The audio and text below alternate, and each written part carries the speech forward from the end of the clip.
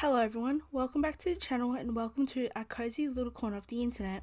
I'm Pen and I know it's been a while since I've uploaded, like 16, 17 days at this point, I know, and please don't worry about me, I've been fine, just taking a little break from my mental health. But anyway, today I'm starting up with a new fic, Seen and Not Heard by LitaCakes. It's a really cool vigilante Izuku fic and I really like it. I'm only 3 chapters in, but I already asked for permission after reading the first chapter and I'm in love with this story. This is a little under 50,000 words and it is 12 chapters long. Hope you all enjoy and let's hear the summary. Where the hell have you been? Inko Midoriya's voice screeched from down the hall. Izuku had just closed the door behind himself. He hadn't even taken off his shoes yet. Answer me, child. After he turned 4, his parents never used his name anymore. He was always child or boy, never Izuku. It was one more thing that Izuku didn't understand. He knew that he knew he had to answer when given a direct order, but it was so hard for it to focus his throat to unclench so he could speak. I'm sorry, Oka-san. The teacher requested help cleaning after school. He learned to lie at a very young age. If he told her that he was just walking slowly, she would hurt him more.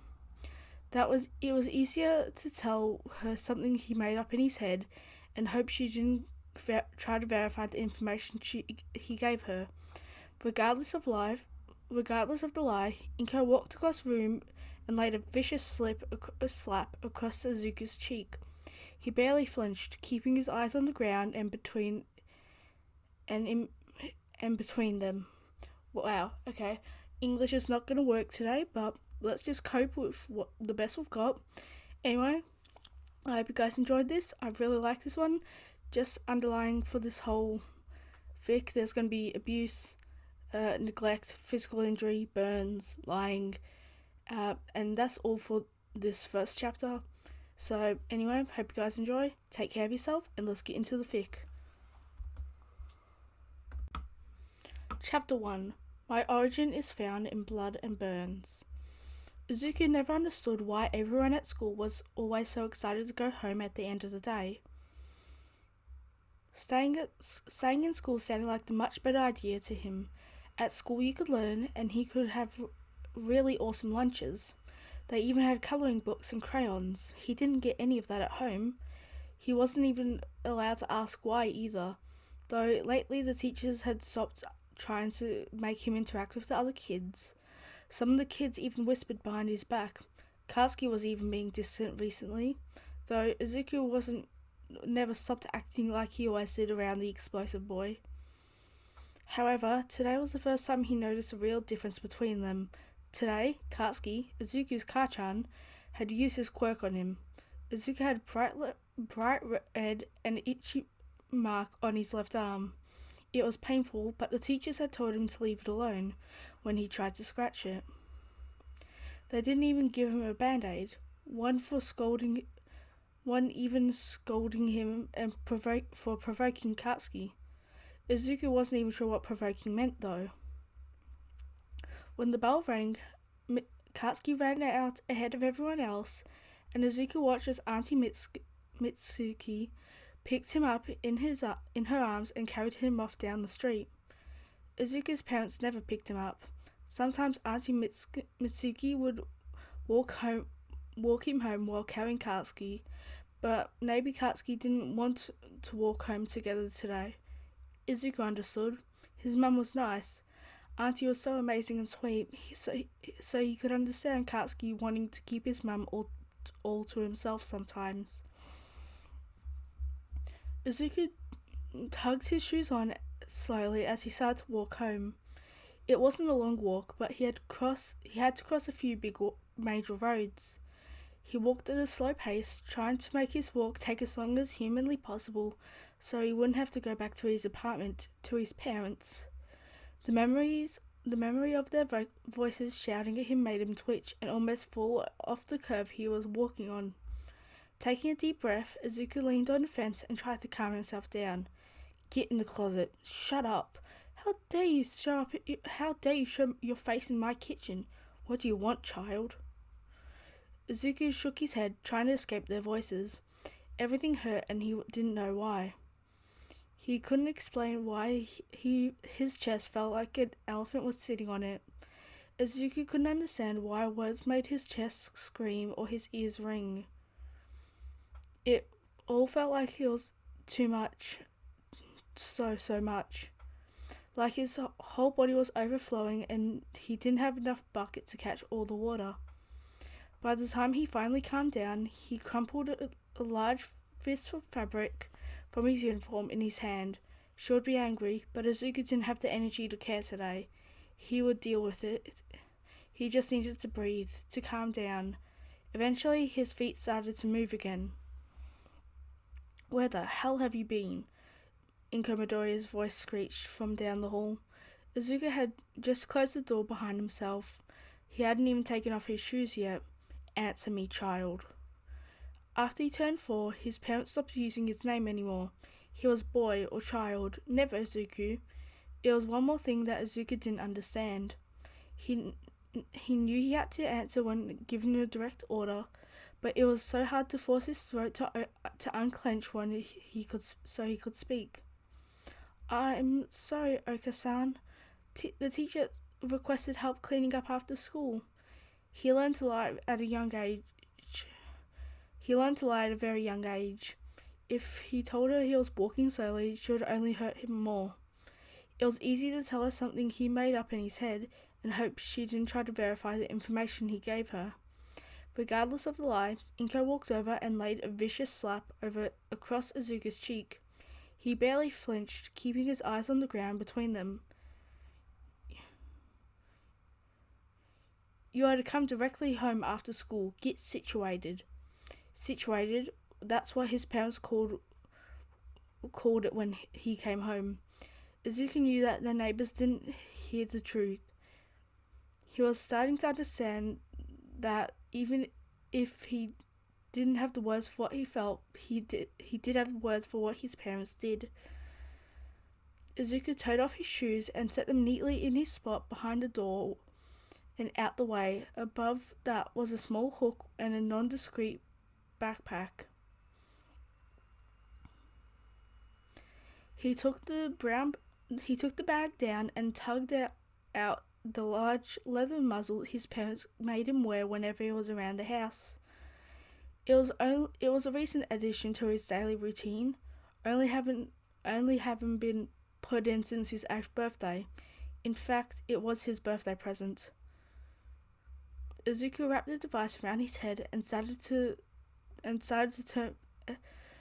Izuku wrapped the device around his head and turned back to Inko, letting her strap and latch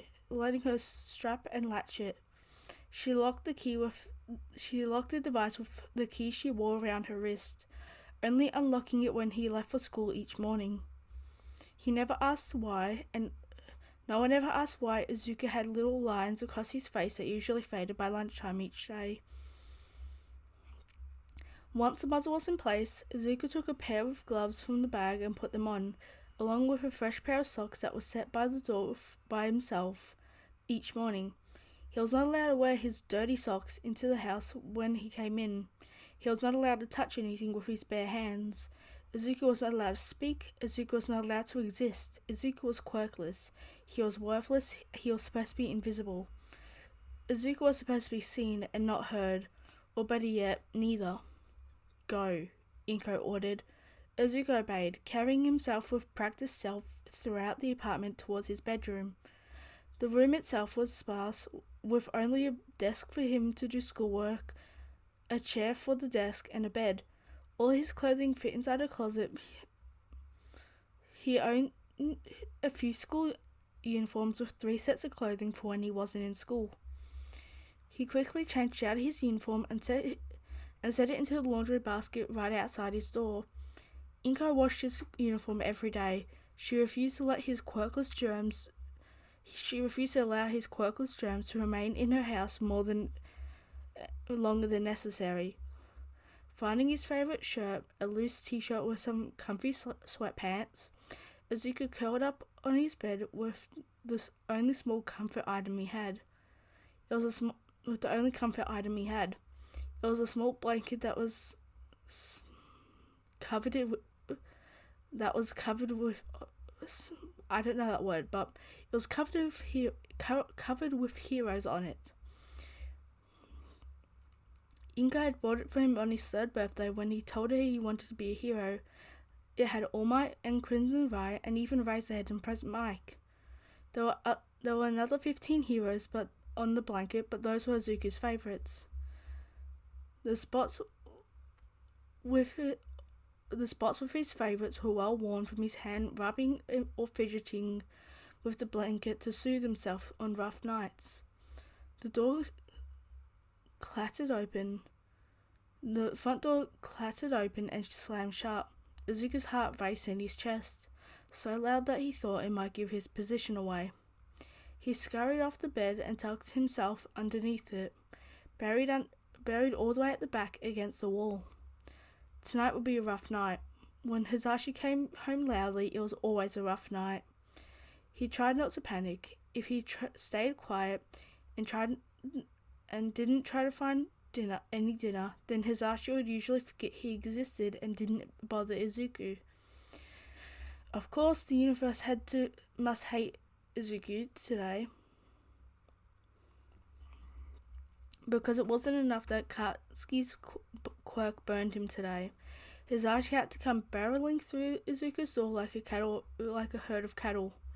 Izuku's breathing picked up. He was scared Hisashi might hear him. He quickly clamps his hands over the muzzles to try to stifle the sound. Ingo, where's the boy? In his room. What do you think? Why would you want that German nuisance anyway? Ingo was shouting from across the apartment. Izuku wondered sometimes how none of their neighbours complained about the noises. Maybe his parents had put something in the walls to prevent others from hearing them. Well, I don't see him. Boy, get out here now. If you don't, I'll make it 10 times worse. Izuku knew better than to deny that tone of voice. As he crawled out from under his bed after hiding his comfort blanket at the back in a darkened corner, a burst of bitter smell hit Izuku's nose. Hisashi had been drinking again. Hopefully this time Izuku wouldn't end up with a piece of glass in his arm or head. Before he even fully got out of the bed, Hisashi grabbed him by the collar and yanked him to his feet, the back of his legs scraping against the bed frame, and Izuku cried out in pain, muffled against the muzzle on his face. Oh, you want to complain, huh? Hisashi smacked him. The muzzle thankfully took most of the hit and saved Izuku from what likely would have been another bruise. But Hisashi was back again within a second, grabbing the muzzle and yanking it down roughly. Again, he knew better than to speak unless asked directly, even with the muzzle removed. He knew what was coming, but he didn't have the strength to keep quiet this time. It hurt too much. What do you have to complain about, boy? Answer me. The tears finally started to freely stream down Izuku's face. He couldn't hold them back anymore. Usually it was easy. He usually just took the hits, kept quiet, and in the morning he could go back to school and be away from those people for a few hours. Every day he held out for those few hours of freedom, of life without shouting and pain. But today, that has changed. Today he was finally treated like this at school. So when Hisashi demanded an answer to the same question he asked every time he drank, Izuku couldn't keep his mouth shut. Why do you all hate me? He screamed, confusion and pain ripping through his voice. Hisashi froze, shocked. Izuku had never produced a sound that large. He hadn't spoken above a murmur since he got the muzzle last year.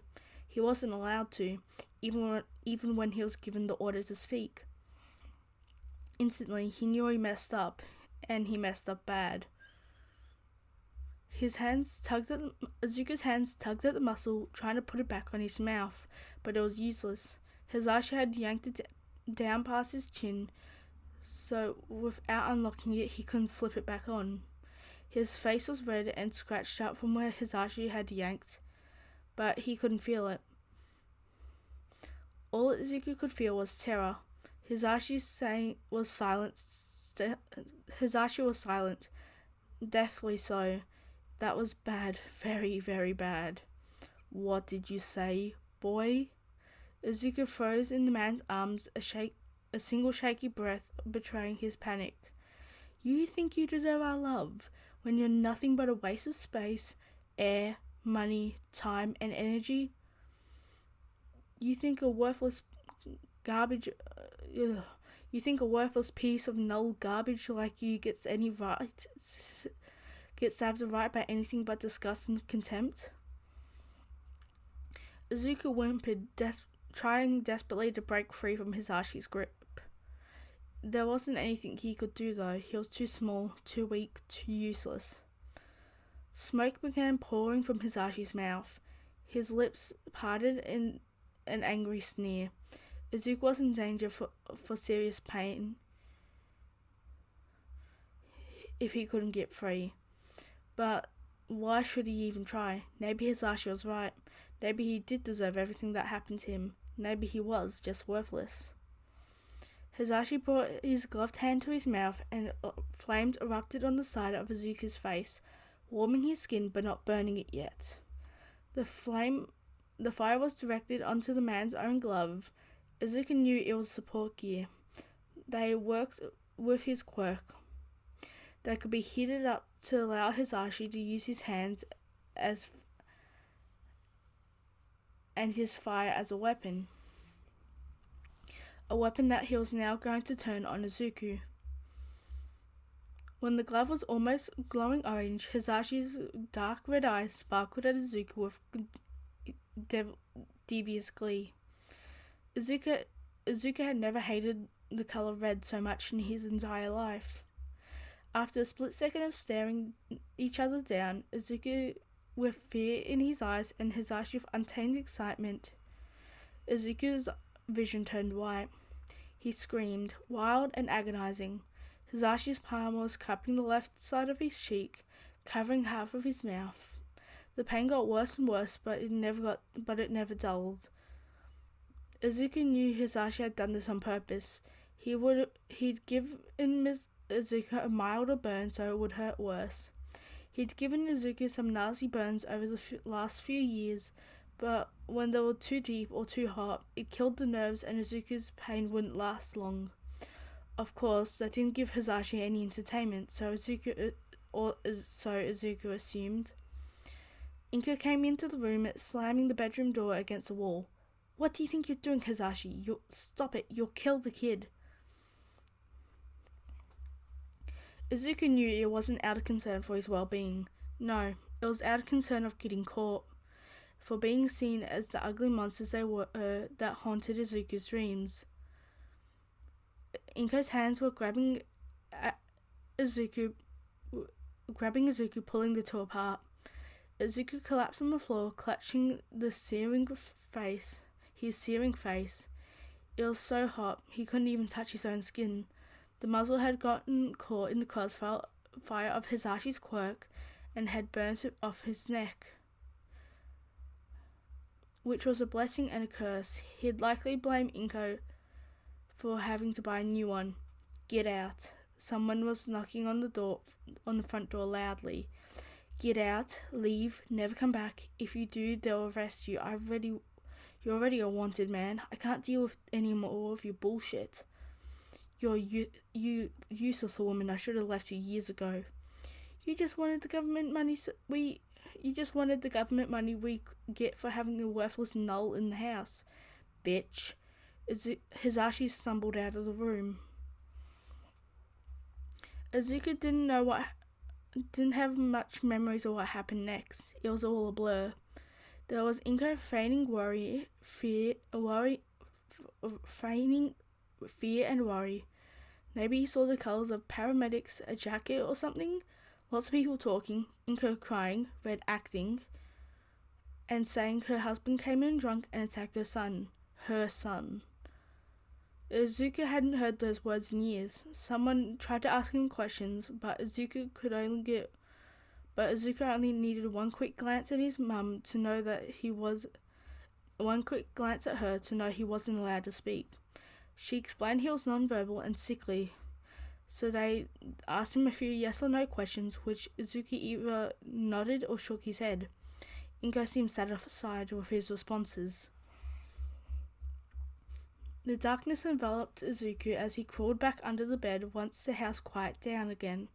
He heard the floating promises from police officers. They'd catch her husband. He would answer for his crimes. The child should go see a doctor in the morning. He shouldn't go back to the same school in case his father came back. Izuku closed his eyes and wrapped himself in his hero blanket. He wished he could go to sleep and never wake up. But that isn't how sleep worked, right? Izuku knew that, but for some reason the thought wouldn't leave his mind. He wanted to sleep forever and forget this reality. Izuku woke up to the sound of someone kicking at the bed frame. "Get up, child," Inko's voice was seething. "Get out here, now." Izuku hid the blanket again and scurried out from under the bed. This time, no one grabbed him. He stood before Inko, keeping his eyes on the floor. He was so sore, everywhere was sore. Most of that was from sleeping under the cramped bed, but his face was also throbbing and stinging. It itched beyond belief, just like his arm. Izuku had to force himself to resist scratching at it. There's a first aid kit on the table. You'll clean the burn every day and replace the bandages. You know how. If it gets infected, you'll only cost me more money. You'll wear face masks whenever you leave the house from now on. You'll tell everyone that you're diagnosed with a lung disorder and you have to wear it because you're sickly and weak. I'll send you in with a note today so your teachers don't ask questions.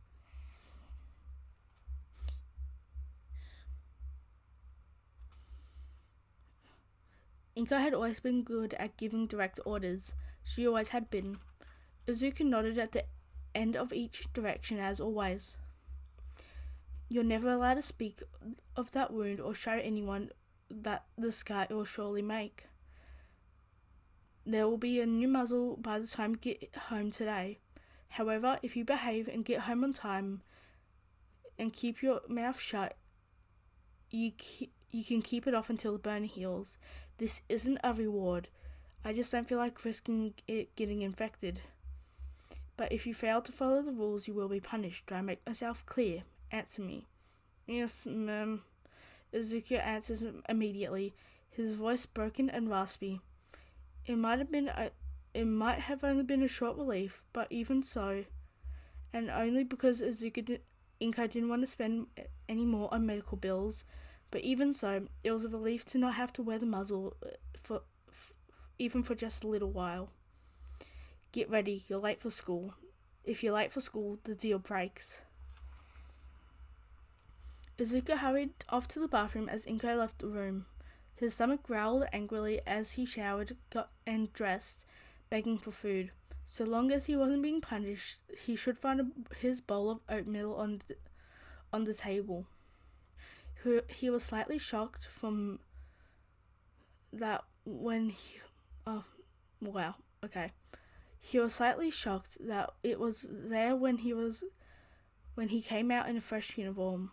He was sitting steaming next to a first aid kit and a handwritten note. Alongside that were one of those medical masks, the fabric kind, not the disposable kind. It was a deep green that would match Izuku's hair perfectly. It would sell the act. Izuku knew it. Quickly, he started peeling off the bandage the paramedics put on his face last night. He realized just how painful the burn was when his fingers itched the tape off a bit at a time. His lips felt almost glued together by the thick medical cream they put on. Izuku dabbed it all off and cleaned the surface of the burned skin. Then he reapplied some burn cream Inka had left out for him. Lastly, he put a fresh bandage on and the fabric mask over the top. It hid most of the scar, but there was still an issue. It didn't hide the bottom that peered out from his neck. Izuku looked around, finding Inko cooking in the kitchen. He wasn't around in the kitchen. Walking over to the entryway of the room, he knocked lightly on the doorway. "What is it?" she asked, her tone uninterested. Izuku tilted his head backwards and pointed towards his neck. He waited. Inko took a moment to set down her cooking utensils and walk over to what Izuku was showing her.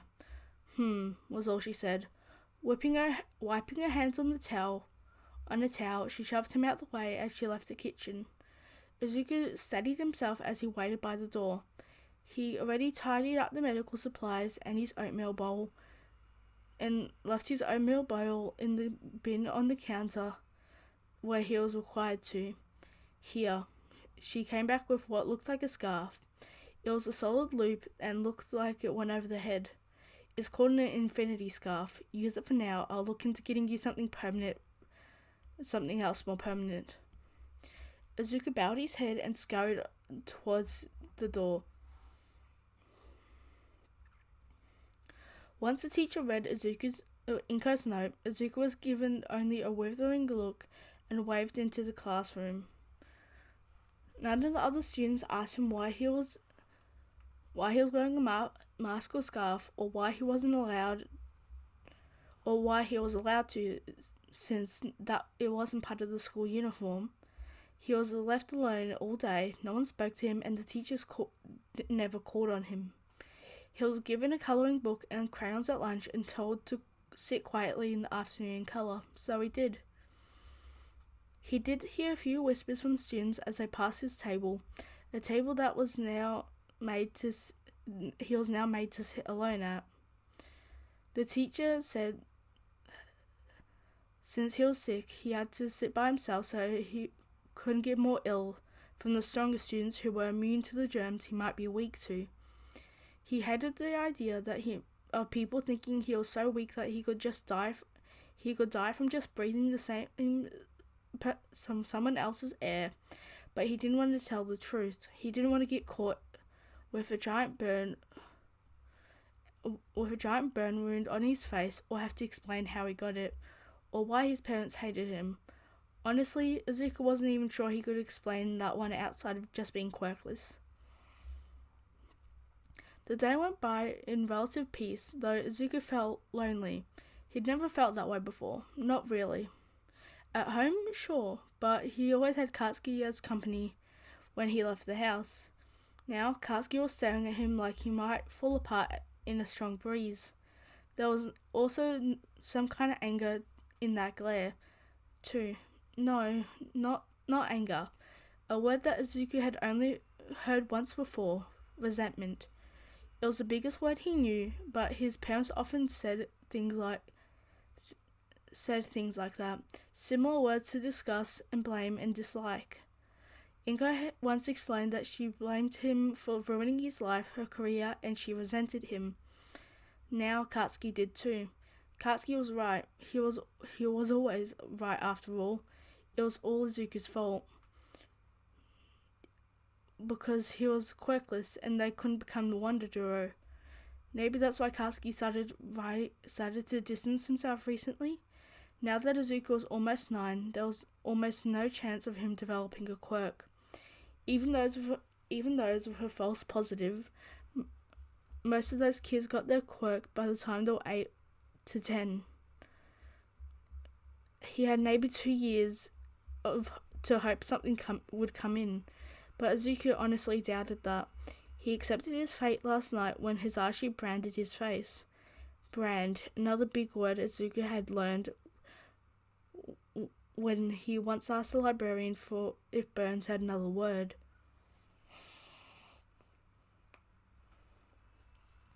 Normally, Izuku would speak to Katsuki during the day. He'd speak to a few of his other classmates, but today he decided that speaking hurt too much.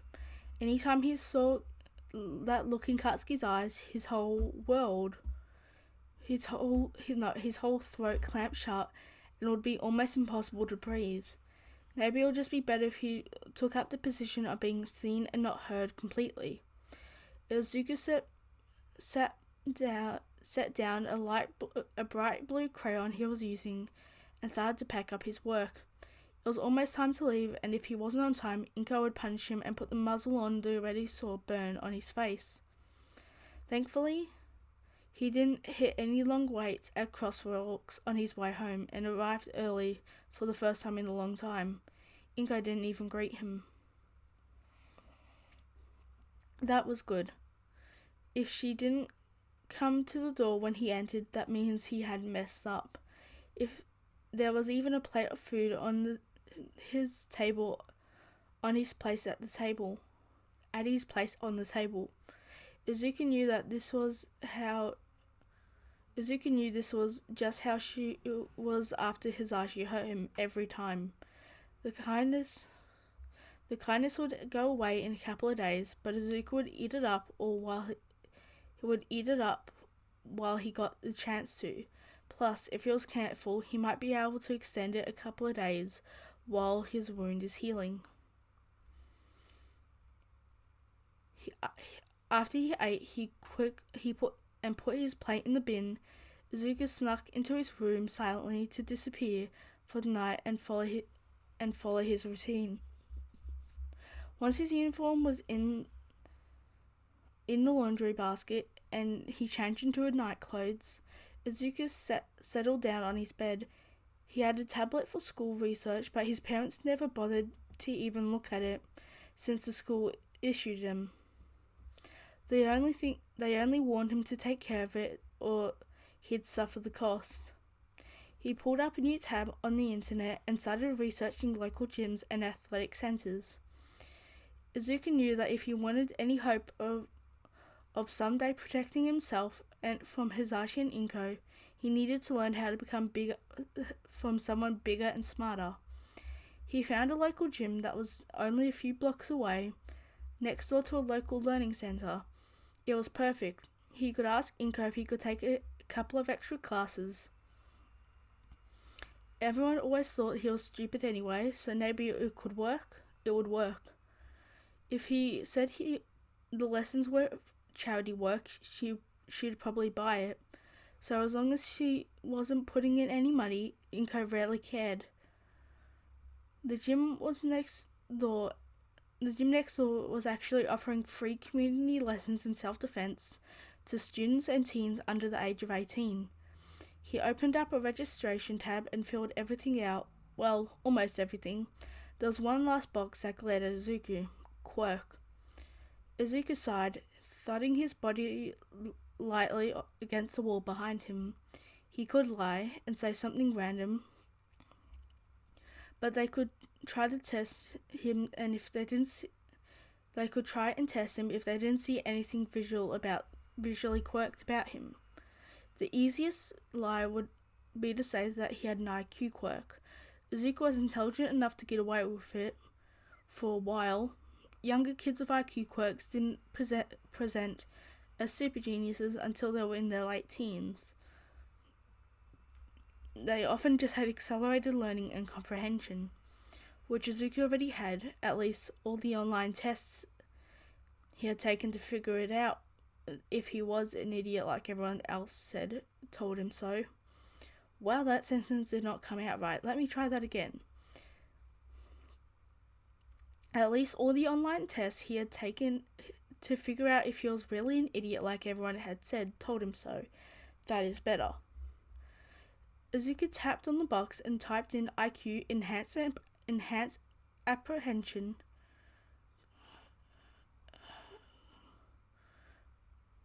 There, it was a simple lie, but effective. He could easily fake it. At his age, he didn't have to hold any registered ID, so no one can verify it. He also used a fake name, so that would help anyway. Why was Izuku so good at lying at the age of 8 3/4 years old? Perhaps it was a survival skill. The first self-defense class was next Monday. Today was Thursday. And would most likely be the best day to try and convince Inko to let him take the lessons. The extra school lessons he would be using as a cover. Izuku scooted out of bed and opened his bedroom door. Per to the rules of the house, he was not allowed to leave his room after he got home unless given permission.